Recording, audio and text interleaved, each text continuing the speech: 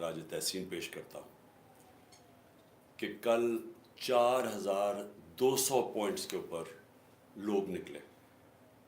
ये कभी पाकिस्तान की तारीख में नहीं हुआ कि 4,200 पॉइंट में सारे पाकिस्तान में लोग निकले। और किस लिए निकले? किसी शख्सियत के लिए नहीं निकले, आइन के लिए निकले, अपने आइन की हिफाजत करने के लिए निकले। और वो क्यों निकले, वो फिर भी ये आइन का कई दफ़ा कई लोग हैं उनको समझ नहीं आती। देखिए, मुल्क का कानून बनता है मुल्क के आइन से। आइन फैसला करता है कि मुल्क में हर इदारे का क्या रोल है, हर इंसान के बुनियादी हकूक़ क्या हैं। यानी सारी जो मुल्क चलता है, जिसको कहते हैं कानून की हुक्मरानी, वो सारी निकलती है आइन से। तो जब एक मुल्क का आइन ख़त्म होता है तो ये समझें कि मुल्क ख़त्म हो जाता है, क्योंकि जिस मुल्क में कोई कानून नहीं होता उस मुल्क का कोई मुस्तकबिल नहीं होता। तो जो नज़रिया ज़रूरत है, ये जो पाकिस्तान में हम आज तक हकीकी आज़ादी नहीं ले सके, ये नज़रिया ज़रूरत जब आता है तो ये आइन को ख़त्म करके आता है। और नज़रिया ज़रूरत कभी आज़ाद माशरों में नहीं आता, सिर्फ ग़ुलाम माशरों में नज़रिया ज़रूरत आता है। जब अंग्रेज़ आया तो उसने हुकूमत कर रहा था तो उसने अपने लिए और कानून बनाए हुए थे, लोगों के, आवाम के लिए और थे। तो अंग्रेज़ को जो अपने लिए, क्योंकि उसने इतने बड़े लोगों के ऊपर हुकूमत कर रही थी और वो अपने बराबर नहीं उनको समझता था। वो ऊपर था और लोग नीचे थे। अंग्रेज़ के लिए और कानून था, लोगों के लिए दूसरा कानून था। तो जब आज़ादी मिली तो उसूलन तो ये होना चाहिए था कि कानून के सामने सब एक बराबर हो जाए, जो कि एक आज़ाद मुल्क में होते हैं। लेकिन हमारी बदकिस्मती क्या हुई, आते साथ ही मार्शल लॉ लग गया। मार्शल लॉ का मतलब वही कि जो ऊपर, जिसने कब्ज़ा किया, जिस फौज ने, वो कानून के ऊपर चले गए। उनके लिए पाकिस्तान के आइन को ख़त्म करना पड़ा। तो उन्होंने फिर अपने कानून बनाए, ताकतवर अपने कानून बनाता गया। और फिर जब बदकिस्मती से जब हमारी जमहूरियत भी आती थी तो जो इलेक्टेड प्राइम मिनिस्टर भी था वो भी एक डिक्टेटर की तरह मुल्क चलाता था, वो भी तनकीद नहीं बर्दाश्त करता था। मैं 70 की दिहाई की बात कर रहा हूँ। वहाँ भी लोग आज़ाद नहीं हुए, वहाँ भी लोगों को मारा पीटा जाता था। अपनी एक फोर्स बनाई हुई थी FSF, वो लोगों को मारते मूरते थे, मुखालफिन को डराते धमकाते जेलों में डालते थे। ये शुरू में तारीख है, क्योंकि मार्शल लॉ के बाद जब सिविलियन गवर्नमेंट आई तो वो भी अपने आप को वो बादशाह समझना शुरू हो गया। और फिर ज़ियाउल हक का ज़माना आया, फिर ख़त्म हो गया आइन। और फिर जब हमारी हुकूमतें आईं उसके बाद हमारी बदकिस्मती ये हुई कि वो भी अपने आप को कानून के ऊपर समझना शुरू हो गए। तो वो जब मुल्क में कोई गलत काम करते थे तो वो समझते थे कि अदालत की जुर्रत नहीं होनी चाहिए हमें रोकने के लिए, लिहाजा सुप्रीम कोर्ट पर हमला किया गया, डंडों से हमला किया गया सुप्रीम कोर्ट के ऊपर। और चीफ जस्टिस सजाद अली शाह, एक बड़ा दयानतदार हमारे चीफ जस्टिस थे, उनको भगाया गया बाकायदा सुप्रीम कोर्ट से। और जजेस को जान बचा के लोग भागे। और फिर पैसा चलाया ब्रीफ केस से, जजेस को तकसीम किया गया और फिर सजाद अली शाह को हटाया गया।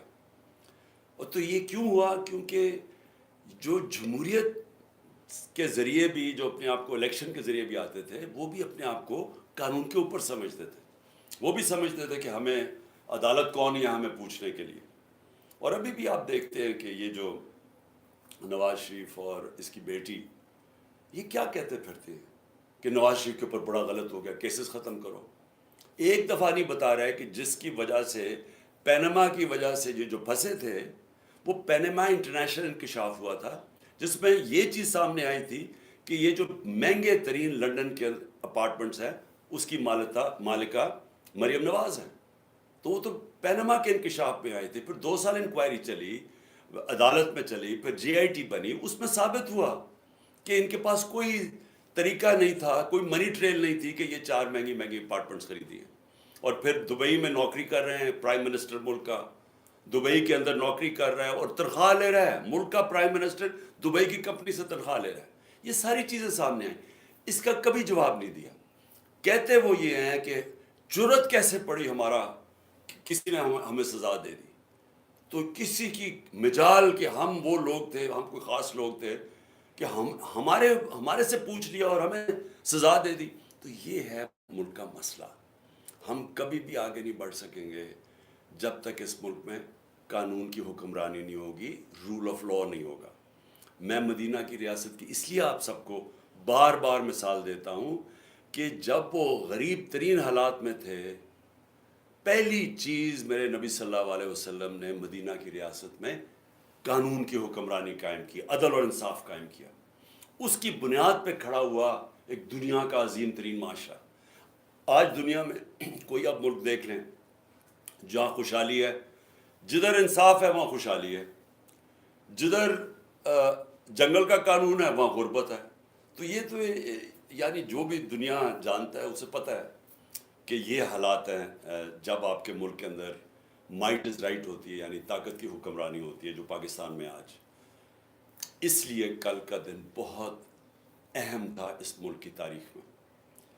اپنے ملک کی آئین کی حکمرانی, قانون کی بالادستی, اس کے لیے 4200 جگہ پہ لوگ نکلے. اور ساروں نے, پھر سے میں یہ کہتا ہوں کہ کسی شخصیت کے لیے نہیں نکلے. اگر انہوں نے چیف جسٹس کا نام لیا تو چیف جسٹس کا اس لیے نام لیا کیونکہ وہ آئین کے ساتھ کھڑے ہیں. آئین کہتا ہے 90 دن میں الیکشن ہونے چاہیے. سارے دنیا کے اندر ججز, پاکستان کے ججز, وکیل سب سمجھتے ہیں کہ 90 دن میں الیکشنز ہونے چاہیے.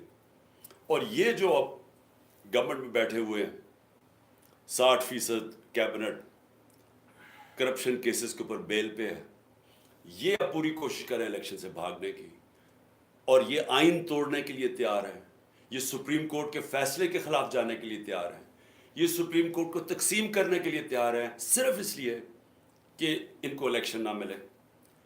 کھل کے سپریم کورٹ کو اٹیک کر رہے ہیں. ان کے لوگ کہہ رہے ہیں کہ جی اگر سپریم کورٹ نے فیصلہ کیا مانیں گے نہیں, یہ کھل کے کہہ رہے ہیں. تو میں یہ چاہتا ہوں کہ پہلے صرف یہ دیکھ لیں, اس کے بعد میں باقی بات کرتا ہوں, کہ جب ان کو سپریم کورٹ کا فیصلہ پسند تھا تو ان کے لوگوں نے کیا سپریم کورٹ کے متعلق کیا سٹیٹمنٹس دی. ہمارے پاس اللہ کا کرم ہے, سوشل میڈیا ہے, یہ ساری چیزیں اب آپ کو پتہ چل جاتی ہے کہ یہ پہلے کیا کہتے تھے, اب کیا کہتے ہیں. مجھے کہتے تھے کہ اگر آپ نے الیکشن کروانا ہے تو اپنی حکومتیں ڈیزالو کر دیں. حکومتیں ڈیزالو کی تو سارے الیکشن سے بھاگ گئے. اب کہتے ہیں کہ جی عمران خان انتشار پھیلا رہا ہے, آئین کے مطابق چل رہے ہیں عمران خان, 90 دن میں الیکشن ہونے چاہیے. 2 ہماری حکومتیں ہم نے ڈیزالو کی, آپ سب نے کہا, آئین بھی کہتا تھا, ملک کا قانون کہتا تھا کہ 90 دن میں الیکشن ہو. 90 دن گزر گئے, الیکشن نہیں ہو رہے. ہمیں کہہ رہے ہیں اکتوبر میں الیکشن ہوں گے. کس طرح اکتوبر میں؟ اس کا مطلب 70% پاکستان ڈس انفرینچائز ہے, یعنی ان کے الیکٹڈ نمائندے 70% پاکستان نہیں ہوں گے. ایک بددیانت دار الیکشن کمیشن نے شہباز شریف کی حکومت یہاں قائم کر دی جس کی کوئی قانونی اور آئینی کوئی جواز نہیں ہے, اور فضل الرحمان کی حکومت قائم کر دی ہے پختونخوا میں. سو اس لیے میں یہ سننا چاہتا ہوں, آپ کو سنانا چاہتا ہوں کہ کیا کہا انہوں نے جب ان کو سپریم کورٹ کا فیصلہ پسند تھا.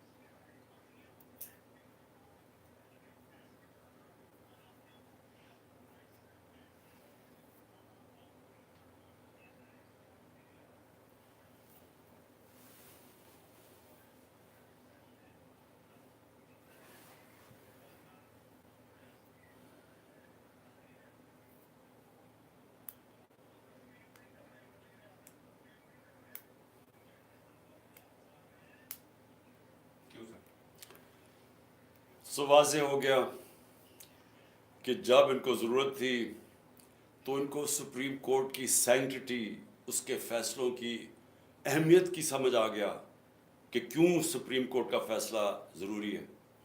اور اب جب کہ 15 کے 15 سپریم کورٹ کے جو ججز ہیں وہ ایک چیز پہ سب متفق ہیں کہ 90 دن کے اندر الیکشن ہونا چاہیے جب اسمبلیز ڈیزالو ہوں، تو اب یہ سارے مل کے کہ کیونکہ کہیں سپریم کورٹ فیصلہ نہ کر دے 90 دن اور الیکشنز ہو جائیں، وہ الیکشنز کے خوف کی وجہ سے یہ اس وقت یہ سب کچھ آپ تماشا دیکھ رہے ہیں۔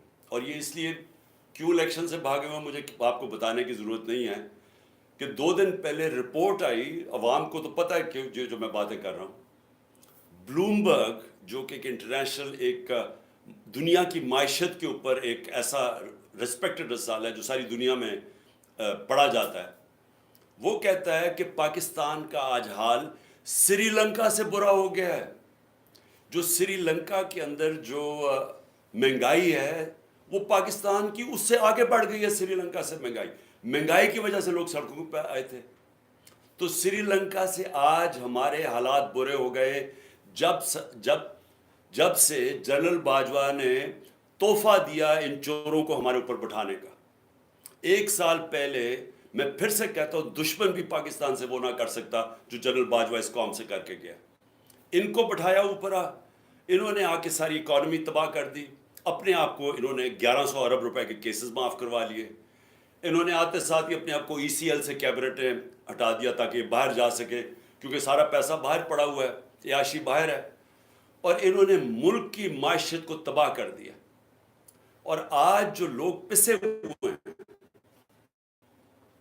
مہنگائی میں، جو لوگوں کے آج حالات ہے، پھر سے میں بتا دوں، 100 روپیہ 1 سال پہلے جتنی چیزیں خریدتا تھا وہ صرف آج 62 روپے خرید سکتا ہے۔ 62 روپے رہ گئے ہیں اس 100 روپے میں سے، تو خریدار 100 روپے سے گر کے، ایک آدمی کے پاس جو 100 روپے کا نوٹ ہے وہ صرف 62 روپے خرید سکتا ہے۔ اور اگر سینسٹیو پرائز انڈیکس پہ چلے جائیں کھانے پینے کی چیزیں، تو وہ صرف 52 روپے رہ گئے ہیں 100 روپے میں سے، اور گرتا جا رہا ہے۔ ہر روز مہنگائی بڑھ رہی ہے۔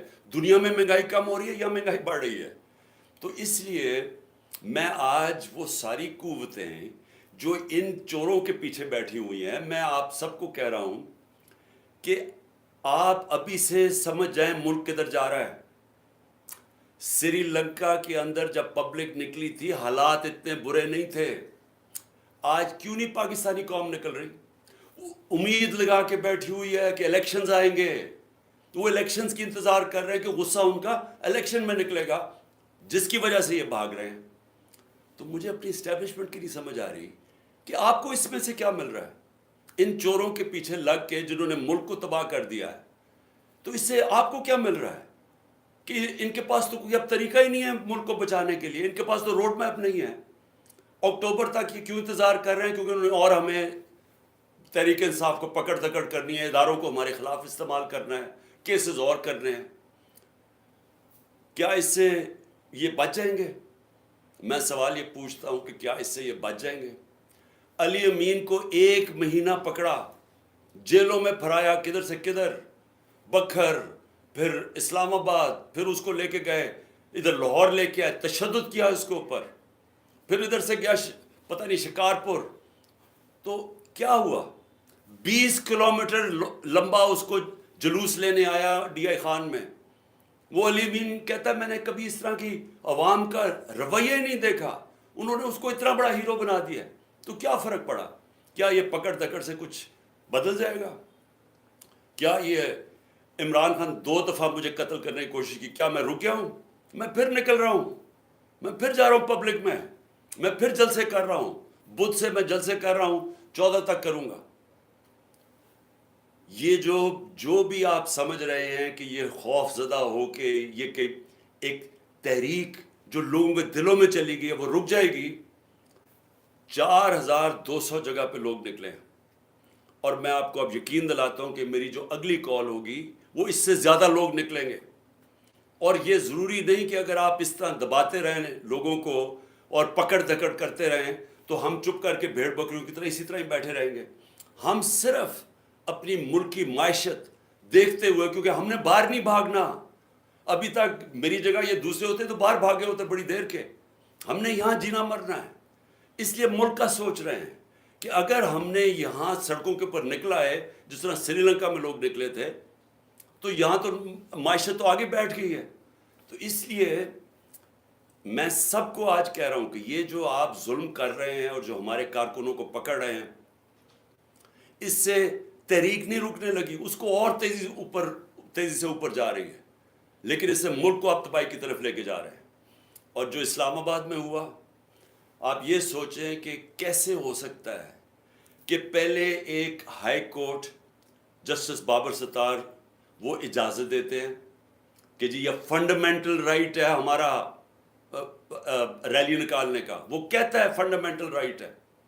رات کے 2 بجے پولیس کہتی ہے نہیں آپ نکال سکتے. کیوں نہیں نکال سکتے؟ اور کس چیز کے لیے ریلی نکال رہے ہیں؟ آئین کی, اپنے آئین کی بالادستی کے لیے ریلی نکال رہے ہیں. کوئی انتشار کے لیے نہیں نکال رہے, رول آف لا کے لیے ریلی نکال رہے ہیں. اجازت ہی دیتے. اور اجازت ہی نہیں صرف دیتے, وہاں آپ دیکھیں عورتیں وہ بیچاری کھڑی ہیں سائڈ پہ, ان کو پکڑ کے جیلوں میں ڈال رہے ہیں. ساری دنیا کے سامنے منہ کالا کروا رہے ہیں پاکستان کا.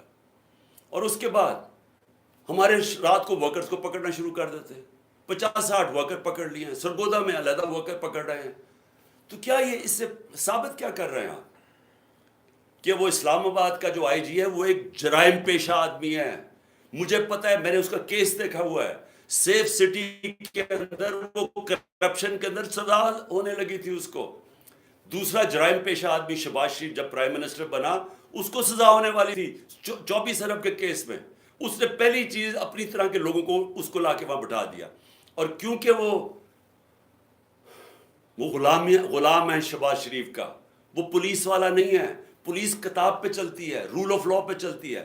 پولیس کے قانون لکھے ہوئے کتاب میں ہیں کہ کیا کر سکتے ہیں کیا نہیں کر سکتے. لیکن یہ غلام ہے شہباز شریف کا, مجرم شہباز شریف کا, کیونکہ یہ اس کی وجہ سے بچا ہوا جیل میں, لہٰذا اس کے گندے کام کرنے کے لیے تیار ہے. یہی آدمی ملوث تھا ڈرٹی ہیری کے ساتھ مجھے جوڈیشل کمیشن میں مروانے کے لیے. یہ اس کے اندر بھی شامل تھا. اس نے مل کے جو ہمارے اسلام آباد کی کوئی 500 ورکرز کو پکڑ چکا ہے, باری باری کبھی جیلوں میں ڈالتے ہیں, پکڑتے ہیں, لوگوں کے گھروں میں پولیس گھس جاتی ہے. یہ کون سی جمہوریت ہے؟ اور کیا ہوگا اس سے؟ کیا یہ جیتیں گے چور الیکشنز؟ میں اس لیے آج ساروں کو پیغام دینا چاہتا ہوں کہ یہ جو اگلی باری میں کال دوں گا وہ اس سے بہت بڑی کال ہوگی. اور یہ آپ جیل ہوگی, کسی بھی جو ماہر بھی نہیں ہے پولیٹکس کا, جو اکانومسٹ ہے, وہ بھی کہہ رہے ہیں کہ جب تک آپ کی الیکشن نہیں ہوگی پولیٹیکل سٹیبلٹی نہیں آئے گی اور تب تک آپ کی معیشت اٹھ ہی نہیں سکتی. تو صرف عمران خان کو باہر رکھنے کے لیے ملک کو تباہی کی طرف لے جایا جا رہا ہے. یعنی یہ تاریخ معاف نہیں کرے گی کسی اس انسان کو جس نے جو یہ کر رہا ہے اس ملک کے ساتھ. اس سے بڑی غداری ملک سے ہو سکتی نہیں ہے جو آج ہو رہی ہے. میر جعفر چھوٹا نام ہے, میر جعفر چھوٹا نام ہے جس آدمی نے ہماری گورنمنٹ 1 سال پہلے گرائی اور جدھر آج پاکستان کو پہنچایا ہے, میر جعفر اس کے لیے چھوٹا نام ہے. دشمن نہیں کر سکتا. میں پھر کہتا ہوں, دشمن پاکستان کو اتنا نقصان نہیں پہنچائے گا جو وہ اس نے ہمارے اوپر پہنچایا. اس ملک کو سارے مل کے ہم اٹھا سکتے ہیں. یہ قوم اس ملک کو نکال سکتی ہے. کوئی باہر کی اب طاقت کوئی مدد کرنے کے لیے تیار نہیں ہے. دیکھ ہی لیا کہ ہندوستان میں کس طرح کی ذلت کا سامنا کرنا پڑا بلاول بھٹو کو. میں اس میں کوئی شک نہیں کہ اس نے بڑا غلط, کوئی ایٹیکیٹ نہیں تھی ان فارن منسٹر کو, کوئی تمیز نہیں تھی. کبھی اس طرح کسی آپ ملک میں کوئی مہمان آئے کبھی آپ اس طرح نہیں کرتے, اس طرح کا رویہ نہیں کرتے. لیکن اس بیوقوف کو وہاں جانے کی کیا ضرورت تھی؟ اس نے وہاں جا کے کیا ان کو کنونس کر دینا تھا؟ یعنی آپ کا پاکستان کی جو پوزیشن ہے, کیا اس نے جا کے کوئی کون سا مارکا مارنا تھا؟ اور وہ جو دوسرا چلا گیا وہاں لنڈن کے اندر جا تاج پوشی کے اوپر, کیا پاکستان کے پاس اتنا پیسہ ہے؟ ہمارا ملک برا حال ہے. ایک ٹرپ جب جاتا ہے, یہ پرائم منسٹر ذرا پوچھیں کہ اس کا خرچہ کتنا آیا, کم از کم $2-3 لاکھ اس نے خرچ کیا ہے. اور اس سے پوچھیں جو پرائیویٹ جہاز میں گیا گوا, اس نے کتنا پاکستان کا پیسہ خرچ کیا.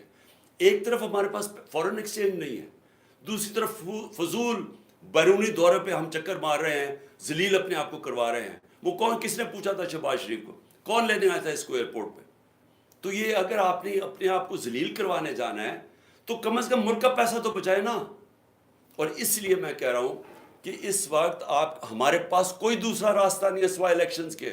یہ سیٹ اپ, مصنوعی سیٹ اپ جو باجوہ لے کے آیا تھا, اس کو ہٹائیں, الیکشنز کروائیں, عوام کے اوپر چھوڑیں, فیصلہ کریں کہ عوام کون چاہتا ہے, کس کو چاہتا ہے, اور جس کو بھی عوام چاہتا ہے وہ آئے, 5 سال کا مینڈیٹ لے کے آئے, اس کے بعد ملک کے اندر اصلاحات کریں, وہ اصلاحات کریں جو کبھی یہ حکومت نہیں کر سکتی, اور وہی آ کے بجٹ دے, وہی آ کے اصلاحات کرے, اور وہی پاکستان کو اس دلدل سے نکالے جو کہ نکل سکتا ہے. میں نے 3.5 سال کی جو مجھے تجربہ ہوا, ہمارا بینکرپٹ تھا ملک, اور 3.5 سال کے بعد 17 سال میں بیسٹ اکنامک پرفارمنس تھی, کیونکہ ٹھیک ہو سکتا ہے ملک, لیکن اس کے لیے ایک بڑا پبلک مینڈیٹ چاہیے تاکہ ملک میں اصلاحات کر سکیں ہم. اور انشاءاللہ جب بھی اللہ نے موقع دیا, ہم نے پلان ایسا بنایا ہوا ہے, ایمرجنسی قسم کا پلان بنایا ہوا ہے, انشاءاللہ اس ملک کو ان سارے مشکل وقت سے نکالیں گے. شکریہ.